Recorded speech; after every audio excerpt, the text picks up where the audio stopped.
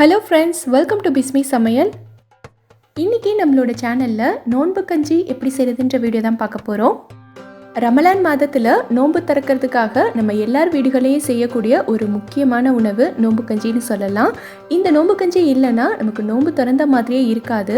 அந்தளவுக்கு ஒரு திருப்தியான உணவு இந்த நோன்பு கஞ்சி. இது ரொம்ப ஹெல்த்தியான ரெசிபி. எப்படி செய்கிறது நம்ம இப்போ பார்க்கலாம். நோம்பு கஞ்சி செய்கிறதுக்காக நான் இன்னைக்கு இந்த கப்பில் 1 கப் அளவுக்கு பச்சரிசி எடுத்துருக்கேன்.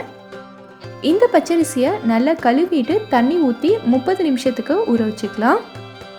ஊற வச்சாதான் பச்சரிசி நமக்கு சீக்கிரமாக குக் ஆகி நமக்கு கஞ்சி கன்சிஸ்டன்சிக்கு கிடைக்கும்.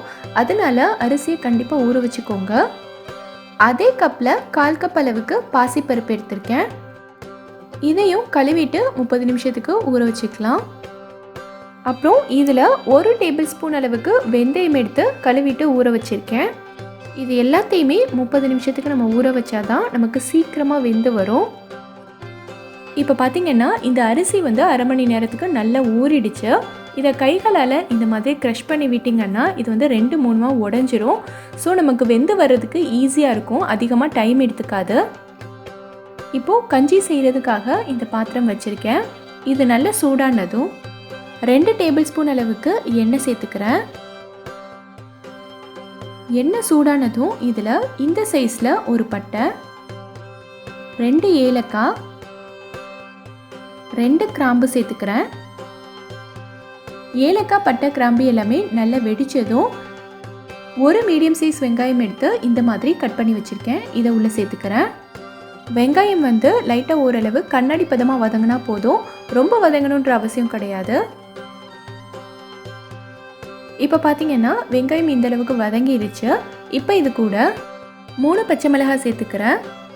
கூடவே 5 பல்லு பூண்டை இந்த மாதிரி 2 கட் பண்ணி வச்சுருக்கேன். இதையும் உள்ளே சேர்த்துக்கிறேன். இதையும் வெங்காயத்தோடு சேர்த்து நம்ம நல்லா வதக்கிக்கலாம். நான் இப்போ சொன்ன அரிசி பருப்போட அளவுக்கு 3 பச்சை மிளகாய் கரெக்டாக இருக்கும். இதுக்கு மேலே நீங்கள் சேர்த்திங்கன்னா காரம் அதிகமாயிரும். இது கஞ்சின்றதுனால காரம் கம்மியாக தான் இருக்கணும். ஸோ இந்த இடத்துல கொஞ்சம் கவனமாக பார்த்து சேர்த்துக்கோங்க. இப்போது இந்த அளவுக்கு வதங்கினதுக்கப்புறமா இது கூட 3/4 டேபிள் ஸ்பூன் அளவுக்கு இஞ்சி பூண்டு விழுது சேர்த்துக்கிறேன். இஞ்சி பூண்டு விழுது சேர்த்துட்டு ஸ்டவ்வை கம்மி பண்ணி வச்சு வதக்கிக்கோங்க. இஞ்சி பூண்டு விழுதில் இருக்க பச்சை வாசனைலாம் போயிட்டு எண்ணெய் பிரிஞ்சு வரணும், அது வரைக்கும் நம்ம வதக்கிக்கலாம். இப்போ பார்த்தீங்கன்னா இந்த அளவுக்கு வதங்கிடுச்சு. இது கூட நான் 1 மீடியம் சைஸ் தக்காளி எடுத்து இந்த மாதிரி கட் பண்ணி வச்சுருக்கேன். இதை உள்ளே சேர்த்துக்கிறேன். தக்காளியையும் இது கூட சேர்த்து வதக்கி விட்டுறலாம். இந்த நோம்பு கஞ்சிக்கு தக்காளி குலைவாக வேகணுன்ற அவசியம்லாம் கிடையாது, லைட்டாக வதங்கினா போதும். இப்போ பார்த்தீங்கன்னா தக்காளி இந்த அளவுக்கு வதங்கி இருக்கு. இப்போ இது கூட நான் இன்னைக்கு மட்டன் கீமா 75 கிராம் எடுத்திருக்கேன். இதை உள்ளே சேர்த்துக்கிறேன். இந்த இடத்துல நீங்கள் மட்டன் மட்டும்தான் சேர்க்கணுன்னு எல்லாம் கிடையாது. சப்போஸ் நீங்கள் வெஜிடேரியனாக இருந்தீங்கன்னா நீங்கள் வெஜிடபிள்ஸ் கூட ஆட் பண்ணிக்கலாம். கேரட், பட்டாணி இந்த மாதிரி காயும் நீங்கள் இதில் சேர்த்துக்கலாம். டெய்லியுமே நோம்பு கஞ்சி மட்டன், சிக்கன் சேர்த்து செய்கிறது பிடிக்கல அப்படின்னா நீங்கள் இதுக்கு பதிலாக வெஜிடபிள்ஸ் சேர்த்து செய்யலாம். மட்டனுக்கு பதிலாக வெஜிடபிள்ஸ் சேர்க்குறனால டேஸ்ட்டில் எந்த டிஃப்ரென்ஸும் இருக்காது. டேஸ்ட் ரொம்ப நல்லாயிருக்கும். மட்டனை 2 நிமிஷத்துக்கு இந்த மாதிரி நல்லா வதக்கியாச்சு. இப்போ இது கூட 1 கைப்பிடி அளவுக்கு பொடியாக கட் பண்ண புதினா, 1 கைப்பிடி அளவுக்கு மல்லி இலை, 2த்தையும் சேர்த்து நல்லா வதக்கிக்கலாம். ரொம்ப வதங்கணுன்ற அவசியம்லாம் கிடையாது, லைட்டாக வதக்கினா போதும். நம்ம கஞ்சி தான் செய்ய போகிறோம். ஸோ அரிசி பருப்பெல்லாம் வேகும்போது நம்ம சேர்த்து இந்த தக்காளி வெங்காயமும் அதோடு சேர்ந்து நல்லா வதங்கி மேஷ் ஆகிடும். ஸோ இந்த அளவுக்கு மட்டும் லைட்டாக வதக்கிக்கிட்டா போதும். இப்போ இது கூட 1/4 டீஸ்பூன் அளவுக்கு சீரகத்தூள் சேர்த்துக்கிறேன். சீரகத்தூள் ரொம்ப அதிகமாக சேர்த்துடக்கூடாது.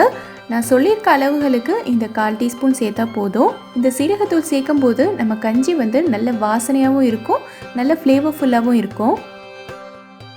இப்போ நம்ம அரிசி சேர்த்துக்கலாம். அரை மணி நேரத்துக்கு ஊற வச்சிருந்த அரிசியை தண்ணி எல்லாத்தையும் நல்லா வடிகட்டிட்டு இதுக்குள்ளே சேர்த்துக்கிறேன். இதே மாதிரி ஊற வச்சிருந்த பாசிப்பருப்பையும் இது கூட சேர்த்துக்கலாம். அடுத்து ஊற வச்சிருந்த வெந்தயத்தையும் சேர்த்துக்கலாம்.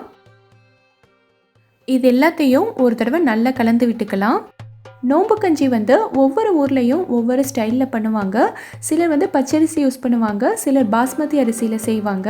அதே மாதிரி நம்ம சேர்த்துக்கிற பருப்புலேயும் டிஃப்ரென்ஸ் இருக்கும். சிலர் வந்து கடலைப்பருப்பு யூஸ் பண்ணுவாங்க, சிலர் பாசிப்பருப்பு யூஸ் பண்ணுவாங்க. அந்த மாதிரி ஒவ்வொரு ஊர்லேயும் ஒவ்வொரு ஸ்டைல் இருக்கும்.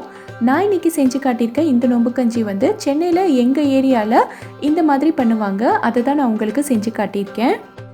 இப்போ நம்ம கஞ்சிக்கு தேவையான அளவுக்கு தண்ணி சேர்த்துடலாம். தண்ணி வந்து 1:10ங்கிற அளவில் சேர்த்துக்கோங்க. அதாவது 1 கப் அளவுக்கு நம்ம பச்சரிசி எடுத்துருந்தோன்னா 10 கப் அளவுக்கு தண்ணி சேர்த்துக்கோங்க. கஞ்சி வந்து நம்ம இன்றைக்கி இந்த பாத்திரத்தில் மூடி போட்டு தான் செய்ய போகிறோம். ஸோ அதுக்கு வந்து பச்சரிசி வெந்து கஞ்சி கன்சிஸ்டன்சிக்கு வர்றதுக்கு அதிகமாக தண்ணி தேவைப்படும். அதுக்காக தான் நான் இப்போ 10 கப்பு சேர்த்துருக்கேன். சப்போஸ் நம்ம வந்து ப்ரெஷர் குக்கரில் பண்ணுறோன்னா அப்போது தண்ணியோட அளவு வந்து கம்மி பண்ணிக்கலாம். இப்போது இந்த கஞ்சிக்கு தேவையான அளவுக்கு உப்பு சேர்த்து கலந்து விட்டுக்கலாம். இந்த அரிசி வந்து வெந்து நல்ல கஞ்சி கன்சிஸ்டன்சிக்கு வர்றதுக்கு எப்படியும் ஒரு 20லேருந்து 25 நிமிஷமாவது எடுத்துக்கும். உங்களுக்கு வந்து அந்தளவுக்கு டைம் இல்லை, நீங்கள் வந்து 10 நிமிஷத்தில் சீக்கிரமாக செஞ்சு முடிச்சிடணும் அப்படின்னா ப்ரெஷர் குக்கரில் எப்படி நோம்பு கஞ்சி செய்கிறதுங்கிற வீடியோவை நம்ம சேனலில் நான் ஆல்ரெடி போட்டிருக்கேன். அந்த வீடியோவை இந்த வீடியோவோட கடைசியிலையும் டிஸ்கிரிப்ஷன் பாக்ஸ்லேயும் கொடுக்குறேன். நீங்கள் விருப்பப்பட்டீங்கன்னா செக் பண்ணி பாருங்கள். இப்போது இது வந்து நல்லா கொதிச்சிருச்சு. இப்போது இதை மூடி போட்டு நல்லா வேக விட்டுறலாம். இந்த அரிசியெல்லாம் நல்லா குழஞ்சி நமக்கு கஞ்சி கன்சிஸ்டன்சிக்கு கிடைக்கணும். அதுக்கு வந்து எப்படியும் ஒரு 25 நிமிஷமாவது ஆகும். ஸோ ஸ்டவ்வை வந்து மீடியம் ஃப்ளேமில் வச்சு இந்த பாத்திரத்தை ஒரு மூடி போட்டு நல்லா வேக விட்டுருங்க. இடையில அப்பப்போ ஓப்பன் பண்ணி நல்லா கலந்து விட்டுக்கோங்க.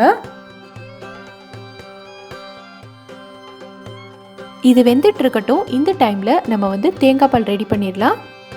மிக்ஸி ஜாரில் நான் 1/2 கப் அளவுக்கு தேங்காய் எடுத்திருக்கேன். இதை நல்லா அரைச்சி நம்ம இதுலேருந்து பால் எடுத்துக்கலாம். அரைக்கும் போது ரொம்ப தண்ணி ஊற்றி அரைக்காதீங்க, கொஞ்சமாக தண்ணி ஊற்றி நல்லா திக்கான பாலாக எடுத்துக்கோங்க.